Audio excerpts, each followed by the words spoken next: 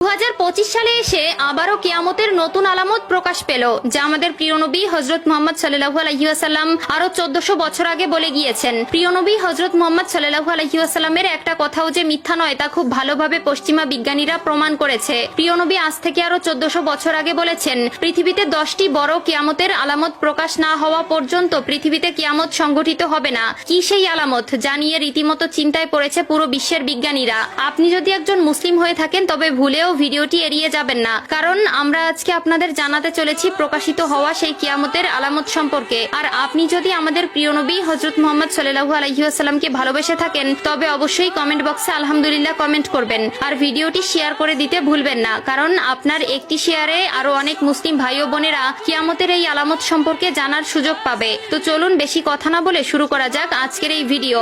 হাদিসে বর্ণিত আছে, কিয়ামত সংঘটিত হওয়ার পূর্বে পুরো পৃথিবী থেকে পবিত্র আল কোরআন উঠিয়ে নেওয়া হবে। প্রিয় দর্শক, কিয়ামতের নিকটবর্তীতার প্রমাণ স্বরূপ কিছু আলামত প্রকাশ পাবে। এর মধ্যে কিছু হবে বড় আলামত, আবার কিছু হবে ছোট ছোট আলামত। ইতিমধ্যে পুরো বিশ্বে অসংখ্য কিয়ামতের ছোট আলামত প্রকাশিত হয়েছে।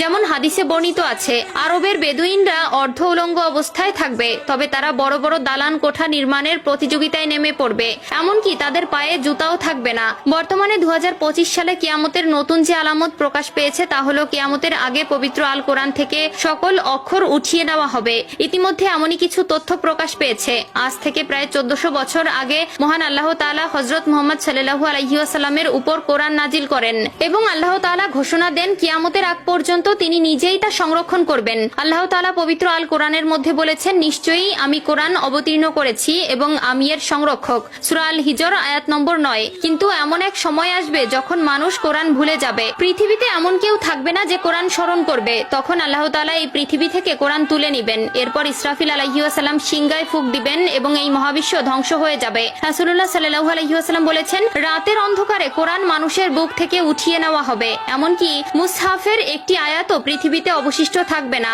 ইবনে মাজাহ হাদিস নম্বর 4050। কিয়ামতের আগে পৃথিবীতে কোনো মুমিন ব্যক্তি থাকবে না। কিয়ামত আসবে পৃথিবীর সবচেয়ে নিকৃষ্ট মানুষদের উপর।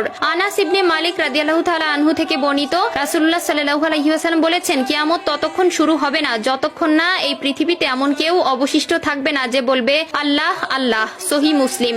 অর্থাৎ কিয়ামতের আগে সকল মুসলিম মারা যাবে। আবু হুরায়রা রাদিয়াল্লাহু তাআলা আনহু থেকে বর্ণিত, রাসূলুল্লাহ সাল্লাল্লাহু আলাইহি ওয়াসাল্লাম বলেছেন, আল্লাহ তাআলা ইয়েমেন থেকে একটি মৃদু বাতাস প্রবাহিত করবেন যা রেশমের মতো মসৃণ হবে। যার অন্তরে এক বিন্দু পরিমাণেও ঈমান থাকবে সে সেই বাতাসে শান্তির মৃত্যুবরণ করবে। সহিহ মুসলিম। এরপর আল্লাহ তাআলা কোরআন পৃথিবী থেকে উঠিয়ে নিবেন এবং মানুষের অন্তর থেকে পৃথিবীর সব মুদ্রিত কোরআনের পাতা থেকে সব অক্ষর উঠে যাবে। যারা একসময় কোরআনের সূরা বা কিছু অংশ জানতো কিন্তু তারা ঈমানদার ছিল না, তাদের অন্তর থেকেও সব মুছে যাবে।